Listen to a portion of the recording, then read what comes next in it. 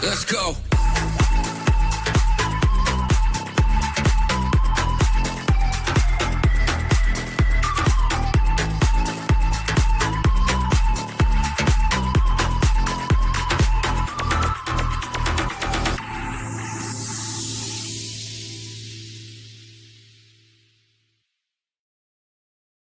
Hello and welcome to the Villa Park podcast. It's me, Rich, and I'm back for one of my favourite shows that we have on this channel. It is time for Lions Den Latest with Academy AVFC, aka Charlie, to round up all of the latest news with the under-18s, the under-21s, the under-19s when they get a hybrid team, the Loan Watch, and cover your questions on the players through the Academy at Aston Villa. So make sure you hit that like button, hit the subscribe button, help us on the road to 10,000 subscribers.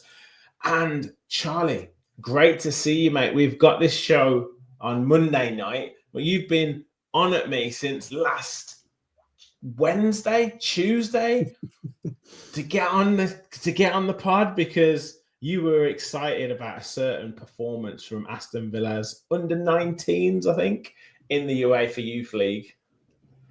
Yeah, what a performance. We were speaking just off air briefly there. It's been a really, well, I described it as a manic Monday on Twitter while we were asking for some questions. A manic month while we were asking for some questions. And yeah, it's felt that way. Games coming thick and fast. A couple of weekends where the under-21s and 18s have been playing on the same day, keeping me busy. But yeah, that all came to a head with that UEFA Youth League game against Skenderbo where we battered them a little bit and secured progress into the third round of the UEFA Youth League domestic champions path. Yes, and we'll go straight into talking about that game because it was a big game for Villa, and they're in the sort of slightly different path to get through in the UEFA Youth League, and they came through a test on many different fronts over at Skenderberg away from home. Just talk us through what Villa players had to go through that I think fed them extra motivation going into the return leg. Yeah, so speaking with a couple of the players and their families, just about the kind of treatment that the Villa players experienced whilst they were over there. It was a properly hostile atmosphere. There's been a bit of coverage of and allegations made of some racist abuse that our players suffered whilst over there. And yeah, but just treated like a properly big occasion for the Skenderbo fans. I think they have a few first-team players playing in that under-19s squad. Definitely their keeper has made a good number of senior appearances, and you could tell from his demeanour, particularly in that first leg, he was really important for them, saving a Ben Broggio penalty. And yeah, it was nice, first and foremost, to see Villa stand up to that test in the first leg. That gave us as good as they got. Admittedly, a little bit probably of a learning experience for them. That ability to sort of manage a game when you're out in Europe, a two-legged game as well, making sure you take something back into the home leg and don't maybe go all out for that winner when there's 90 more minutes to decide the tie. I thought Sam Proctor was pretty good. Again, he's quite a character in goal, almost taking a little bit maybe from what we see of Emi Martinez. But again, he's one of those who kind of bites back a little bit, and he's not prepared to see his teammates suffer these hard tackles or these little underhand tactics at set pieces. And so yeah, it's one of those matches where you like to see your leaders stand up, and Sam having that continuous first team exposure really I felt stood up. And yeah, it was a pretty not an exciting performance by any means in that first leg, but a pretty mature performance, I thought, in a two-legged tie to take to soak in that atmosphere, to deal with the difficulties that they're facing both on the pitch and off. Channel that in a good way and take that result back to Bodymoor Heath where they went on to do the business. Yeah, precisely. And I think there was some pretty unsavoury abuse alleged there, and as we were chatting, before we came on, certainly the players, while you never want to go through that and have to go through that, it would have shaped the character, shaped the camaraderie, the team spirit, the motivation to go out and do what they did in the performance against Skenderberg at Bodymoor Heath, and I believe it was it 6-0? 6-0 in the end, yeah. Goals from Wilson, hat trick, Jack McGraw 2. 2 and a header from TJ Carroll. Brilliant. And I watched most of it, and it was a fantastic performance from Villa, and looked so sharp going forward. Players wanting to get on the ball, Aidan Ball, and just controlling it in midfield. Mm-hmm. I think Jack McGraw was a late addition because someone was injured, I believe, but just looking so sharp and so ruthless. Yeah, and everything that we spoke about there that they experienced in that first leg, it really felt as though the Villa squad channeled that really effectively. They used that motivation from the difficulties, the experiences they went through in that first leg, and really brought an intense performance. It was. I was a bit taken aback with just how fast Villa came out the blocks. It really felt like there was a huge level of motivation, a huge theme of that squad really fighting for each other, standing up and really wanting to make a statement with their performance, and also to quieten down after some of the players received the abuse that they did. So yeah, really, really strong performance. Rory Wilson was fantastic. I kind of rewatched the game on double speed just to try and keep a tally on how many shots he had in the game, because it felt like every attack was leading to a Rory Wilson chance at one stage. But yeah, a bit of a clinic from him with the finishes. Bit of a classic poacher's hat trick. Poaching is probably the wrong word. That makes it sound like tap-ins, but the header for his hat-trick goal was really, really phenomenal goal. Jack McGraw, you mentioned there, exciting. I think probably started off the back of Ben Brodjo being around the first team. That would have been Brodjo's spot in the team. He started in the first leg. So McGraw came in and yeah, performed really effectively. He's got that same sort of play style as Brodjo, that ability to hold the width at times when it requires it, and take the ball down the line, but also recognition and identification of space in central areas to really be the one to affect the game and unlock a defence. And then you think about the fact that Jamal Gimo is also in that squad, another player with that ability to unlock a defence in a moment. And it was those two who combined for Jack McGraw's first goal. And if you haven't seen it already, Jack McGraw's second, what a brilliant goal that was, receiving on the half turn, faking the shot and sending a lovely curl finish with his left foot into the far corner. And yeah, in a lovely way, that was a really perfect way to summarise just how that game went. It felt like, for no lack of quality, everything was coming off for Villa on that day, and yeah, brilliant way to put to bed some of the experiences they went through against Skenderberg, the Albanians. Yeah, great win, and it takes them on now to AZ Alkmaar. I think you had predicted that to happen, and that's been confirmed. What's the setup of the two-legged affair?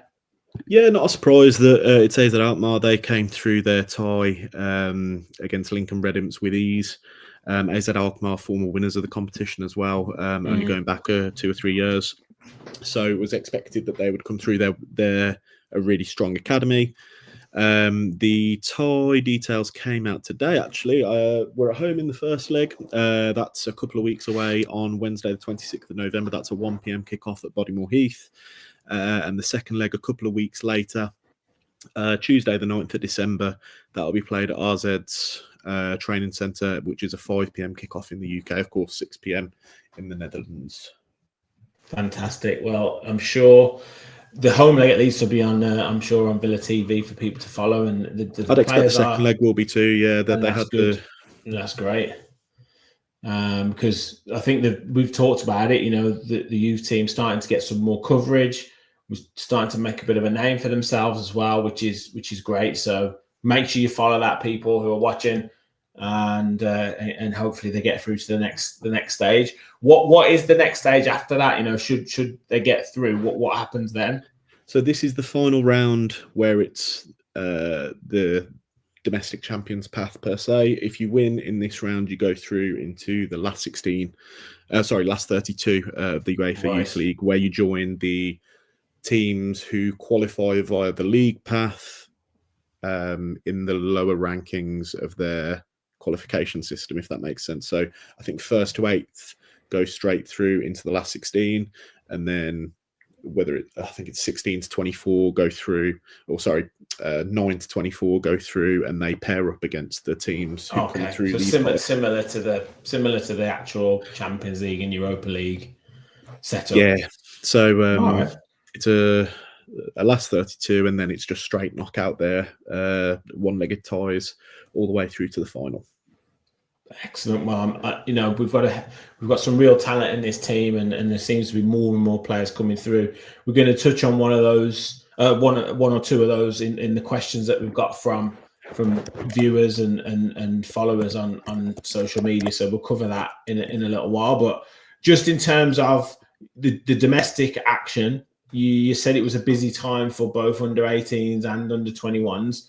What's been happening across the board for them in the league and any domestic cup competitions that they've had? Yeah, so since we last recorded, there's been 3 PR2 games for our under-21s, with the most recent being their only win of those 3, which was last weekend against Wolves, 2-0 win.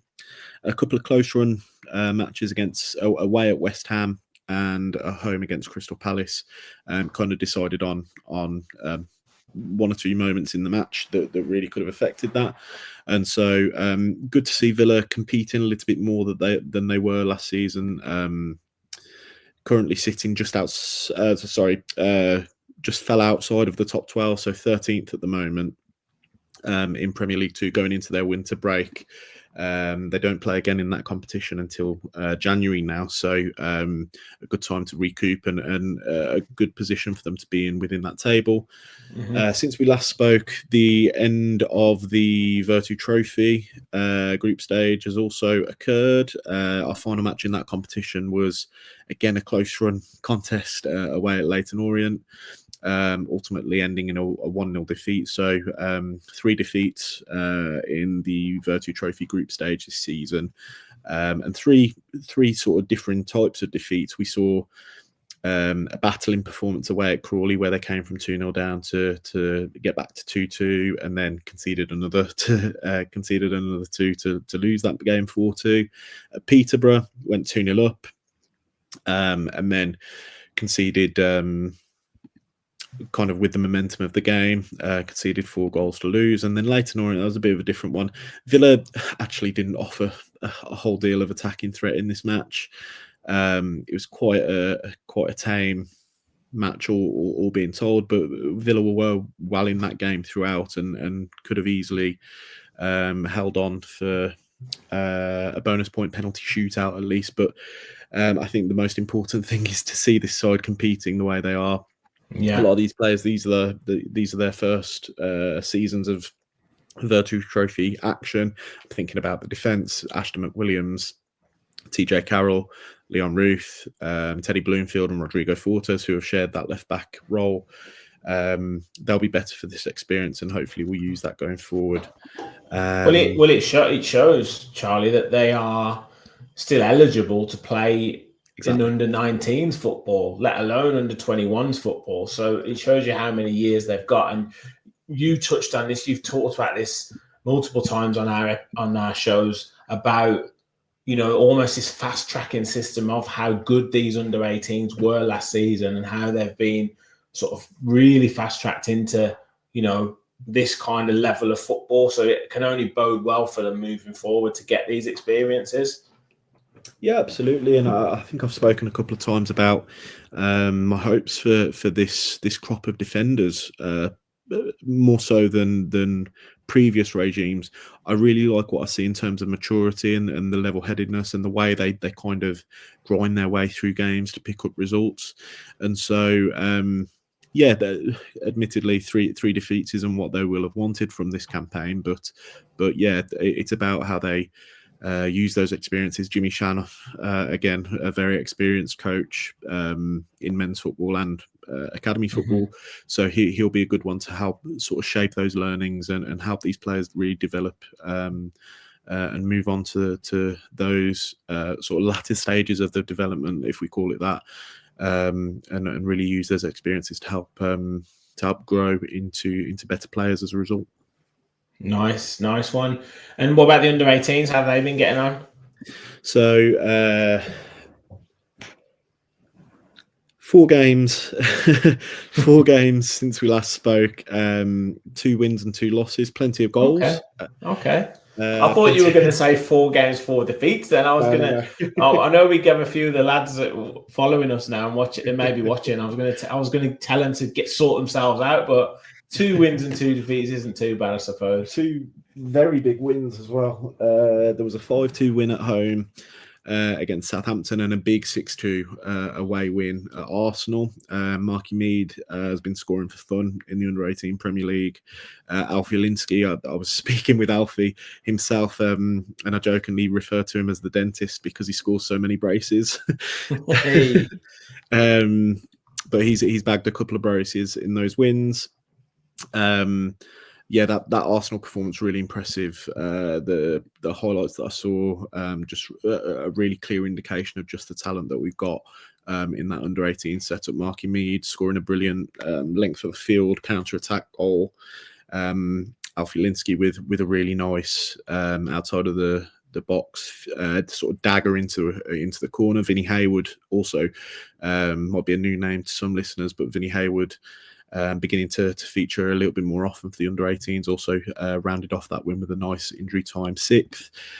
Most recently, the under-18s lost at the weekend to West Brom, unfortunately. I guess we can maybe attribute this to a little bit of the nature of academy football, sort of learning that ability to be consistent and keep those performance levels where they were at, obviously off the back of consecutive 5-2 and 6-2 wins. You're kind of looking at that game thinking, okay, this might be a little bit of a walkover game that we're expected to win. And so again, another part of that development is sort of learning how to keep those levels the same as the way that they were when you picked up those wins in the weeks previously. So yeah, a disappointing way to move into the international break, where a number of players will be away on international duty as well. But yeah, also an opportunity for them to kind of take heed and re-establish themselves. They're right in the mix for that under-18 top spot at the moment, 3 points off top with a game in hand on the current leaders, Crystal Palace. So although they're sitting in 6th, it's quite a bunch table, and they'll be looking at that hopefully with one eye on continuing the defence of our under-18 Premier League crown. Absolutely. And like you said, there's some really good players there, and yeah, maybe just that lesson that they learned and against West Bromwich Albion, and maybe we just take some more players from West Bromwich Albion, because that's what we seem to do. So watch this space. You did want to touch on the under-16s as well. Even younger players, even more talent in the Aston Villa Academy, who progressed to a Premier League national final. Yeah, so we've spoken about a couple of players actually previously who feature in this team, but this is really the sort of showcase event for the under-16s, the under-16 Premier League national tournament, and the format changed slightly for this iteration. There was a qualification sort of mini tournament, and then a finals which took place over the weekend. And across the finals weekend, Villa won their semi-final 4-2 against Reading. A couple of players we've mentioned before, Dan Adederan, Heaven Kilwer. There was also Oscar Johnson and Curtis Mitchell, who both scored in that match. And yeah, moved on into the final where they played Arsenal and unfortunately lost 2-1 But again, it's really testament to again, just the depth of talent that we really do have. Even some of those faces I'm really familiar with. Some of those names have popped up in the under-18s at times. So yeah, good to see them really displaying that talent. A couple of recent England under-16 call-ups within that squad. There's obviously, as I mentioned there, Heaven Kilwer, and Josh Blake, who's another one who featured in that under-16s run to the final. And then just to top that off, Dana Deduran was also named player of the tournament, and he's just recently scored his first under-18 goal. So again, nice to see that he's standing out in terms of his performances at that level, and we'll hopefully see him a bit more involved in the under-18s as we reach the end of the season. Absolutely brilliant, mate. And I mean, I was just thinking there, the knowledge that you have of these players and the breadth of information that you've got is just second to none. So a fantastic update there on how they're doing across multiple tournaments, and brilliant stuff. And it's so exciting to hear about some of these younger players and how well they're doing. And like I say, I know when we put clips out, a lot of them like them and follow and you know, give their little thumbs up and stuff. So it's great. It's really good to see. So before we do the loan watch, I've got a few. We put some tweets out for questions. So we've got a few questions to run through, mate. So Rachel, regular listener, regular watcher of the channel, has said, any chance Rory Wilson may be around the first team this season? I'm becoming increasingly more receptive to the idea of this. I've been a little bit timid to go as hard as some people I see speak about Rory Wilson when we talked about this topic previously. But I'm really liking what I'm seeing more and more from him. He's really coming on in terms of his development. We spoke about maybe a few of the let's call it maybe the tougher side of the game, which is doing the hold up, doing the little link play. We all know about his goal scoring ability, which even in these recent appearances seems to have come on quite a little bit.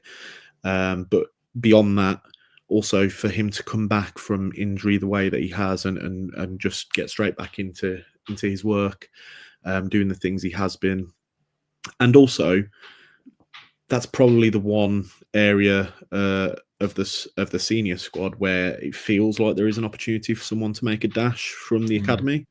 And so again, we've spoken before about that. Hopefully a necessity to secure qualification as early as we can in the Europa League, and hopefully create some game states where we are able to include these players in squads and get them time on the pitch. I'm looking at that. Even thinking about the young boys game, which is in a couple of weeks, if you can get 2 or 3 goals up early on, that creates an opportunity for someone like a Brodjo or a Wilson.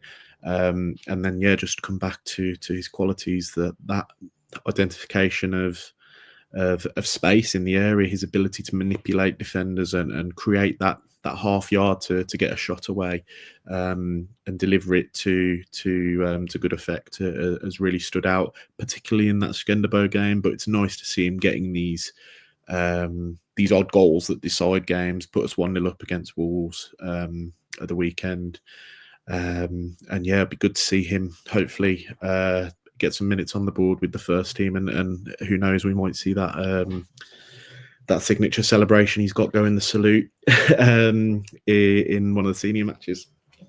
Yeah, and for me, I think, I know he's had that injury, but if you look at him now, sort of physically, he's developing. He's got a bit of growing to do, a bit of filling out to do, but that's obviously something. He looked completely different to what he did a year or so ago, or maybe it might have been 18 months ago, where he looked really sort of scrawny, which obviously there's a lot of maturing to do, but he has really filled out, and it probably just looks like he could maybe cope a little bit more with the physical side of the game. Yeah, and on top of that, I wonder whether there's an aspect of a little bit more trust in his body.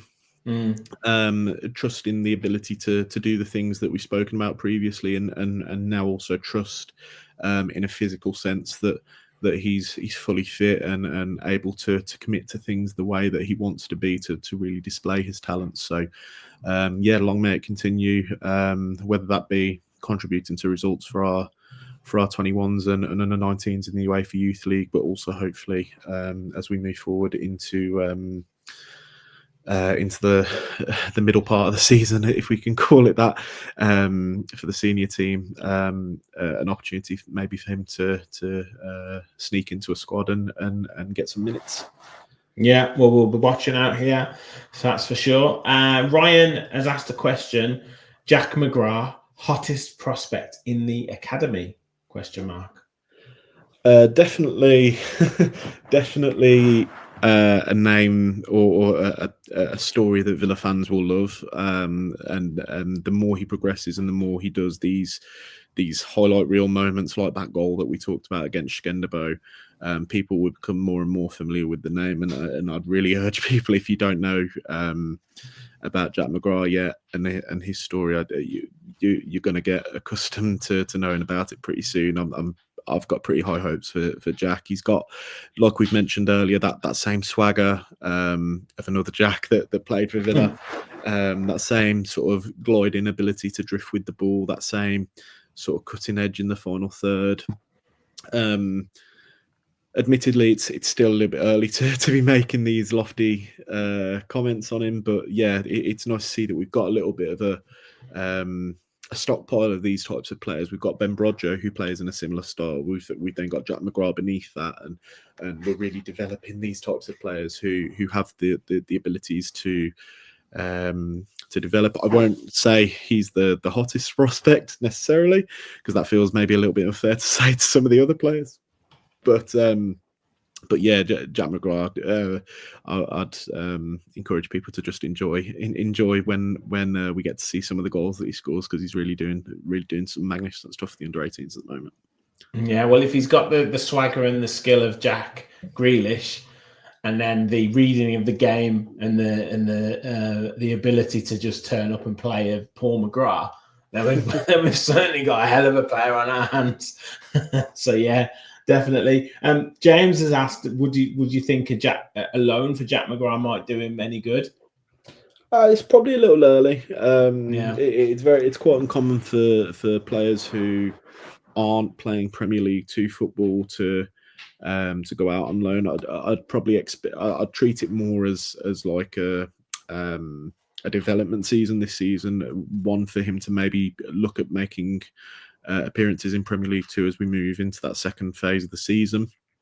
Potentially with some players going out on loan, we might be seeing Jamal Gimo, for example, move out of that Premier League 2 squad, and that creates an opportunity for a McGrath or a Mead, if Wilson is going out on loan, to start coming into that squad. And so we'll be interesting to see how that plays out. I wouldn't necessarily be thinking about a loan, but yeah, be good to see him continue the trajectory that he's on, and continue that by moving into the 21s and making an impact there. Great stuff. Richard Laws asked the question for some info on Yeimar Mosquera. He impressed Rich in the friendly fixtures. Looks like he could be a good squad player already. How is he getting on? Yeah, Yeimar unfortunately picked up an injury whilst at the Under-20 World Cup. Literally his last action of the tournament. Saw him. I think it's a foot or an ankle injury. I've seen a picture of him wearing a boot.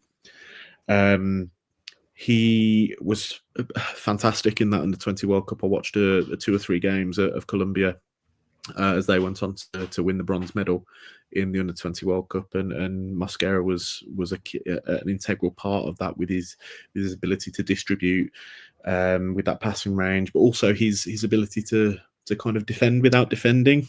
I've compared him. I'm not sure whether I've mentioned this before on the podcast, but I've compared him as a similar style of defender as Diego Carlos, where it's not necessarily about recovery, it's not necessarily about a last-ditch challenge, it's about a little nudge on the halfway line to make your life easier. Mm-hmm. And he's that mold of defender. He's got that same sort of broad shoulder build as Diego Carlos, so that might be a little bit of a comparison for people to think to.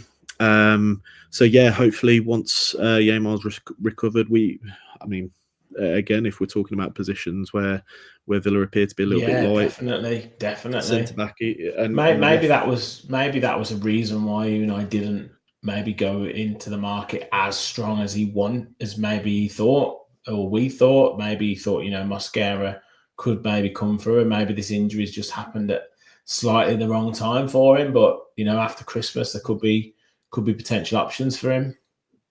Yeah, it'll be interesting to see how that works as well, because Villa forming quite a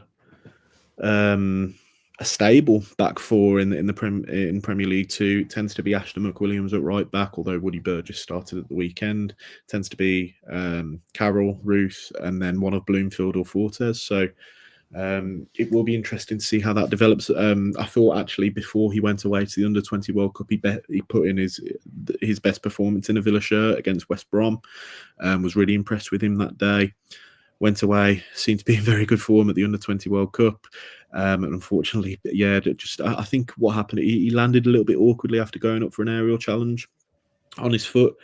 And obviously that's turned out to be a little bit more serious than we would have hoped at the time. So it'd be good to see Yamar back and continue on that trajectory. He looks to be growing into his Villa career and starting to stand out a little bit. So get back fit and firing hopefully soon for Yamar.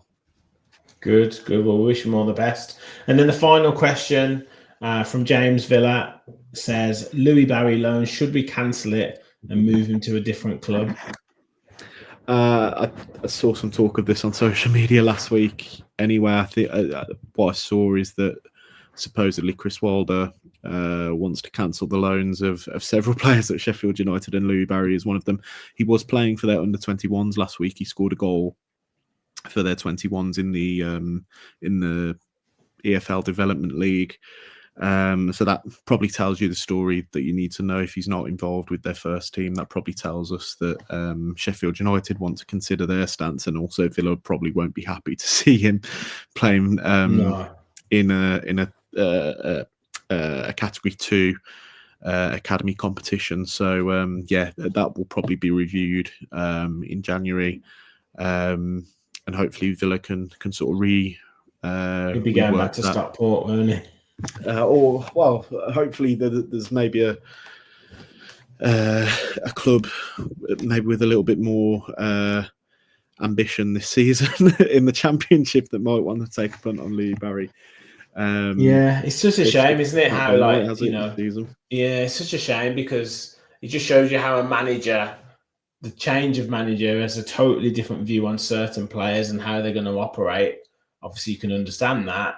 And also, like, the situation that Sheffield United are in probably doesn't lend itself to a Louis Barry type player, with all due respect. So they're in a proper dogfight, aren't they, at the minute? And he probably wants to get out of there as quick as he can. Yeah, it's a strange one, isn't it? I've talked a lot about before when we've spoken about loans, about that sort of kind of situational politics that sometimes happens with players. And whether it be sort of confirmation bias sometimes of things not necessarily happening, or things happen, or bad things happening when they go onto the pitch, as things have happened in this case, you tend to lean on your more experienced, your more tried and tested players in these situations where you're fighting for the opinion of the fans, you're fighting to keep an owner on side, or you're trying to battle against a relegation, which would be catastrophic for Sheffield United. So obviously gone disappointingly, but still plenty of time this season for him to recover that and really continue that upward trajectory that he finished last season on. Yeah, definitely. Well, again, Louis, we wish you all the best, mate, if you're watching or listening. And then that takes us nicely into sort of the loan watch.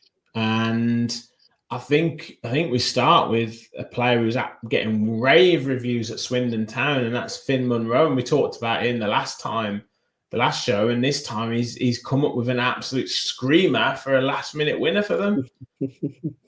Yeah, what a goal! If you've not seen it, I've posted a clip. But yeah, what a ridiculous finish. He seems to be their their go-to man. Ian Holloway seems to love him. He starts every game that he's available, which is a really important thing for a player at this stage of their development, getting those minutes, getting that real exposure to the rigors of a league calendar. And yeah, rave reviews, as you say. Swindon fans seeming to love him. And they'll love him even more if he keeps on coming up with goals like that. As they fight for promotion.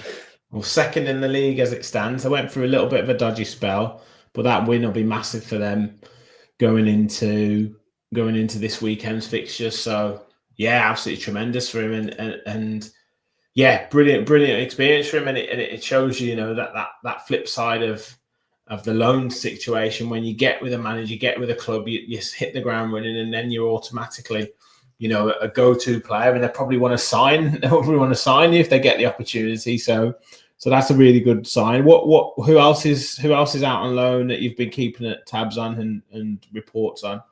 Another goal scorer this past weekend was Tommy O'Reilly. He's popping up with a goal every few weeks. It seems now for Crewe, becoming a really integral player for their efforts this season. Again, if we talk about that kind of situational stuff that goes on during loans, it's important for Tommy that he's well liked by the manager. It seems trusted, and yeah, scored a nice sort of tight angle, powerful finish at the weekend for Crewe. I think it was against Shrewsbury. Yes. And he's they're just outside the playoffs at the minute, Crewe. I think they've been on a decent little run as well. So yeah, good for him. And then moving further afield, I'm just thinking the Silswinkles has been out, unfortunately, with a little bit of an injury for what feels like about 6 weeks, 2 months. Did make an appearance in the EFL Trophy, but hasn't featured in an extra squad since. So I don't know whether maybe that injury has flared up a little. Kerr Smith, unfortunately, is going to be out long term. He's picked up an injury during training with Barrow, which is a really unfortunate one. He's just not had that look that he's needed over the past couple of seasons with fitness. Suffered an injury last season. I think it was a hamstring problem last season, and then this season has picked up, from all accounts, a fairly innocuous one in training, but it's something that's led to him requiring surgery, and we'll see him out of action for a little period of time. I think also just worth a mention is Max Lott, who's gone on one of these sort of academy developmental loans.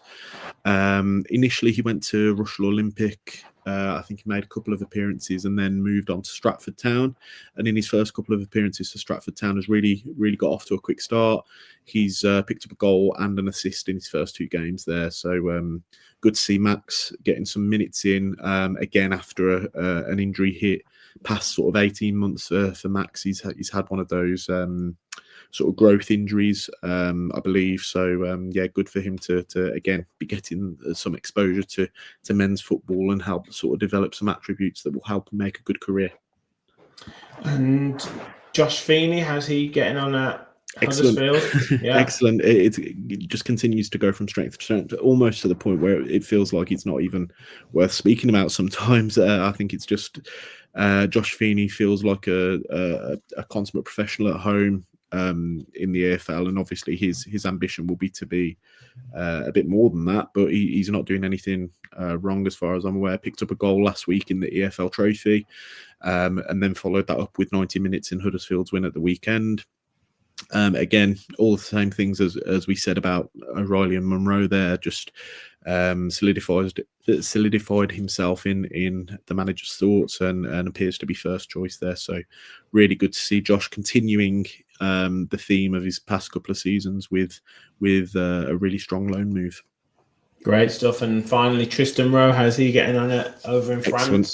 Excellent. I've been speaking to Tristan a little bit, and just really nice to see him. I think the last time we spoke, he'd just scored his first goal believe, or if that hadn't happened, then he scored his first goal not long after. But yeah, really nice to see him sort of embedding himself into a little bit of a different atmosphere. I've watched a couple of those games. They tend to play on Friday nights, and so if Villa aren't playing in Premier League 2, I'll stick Anasi's game on.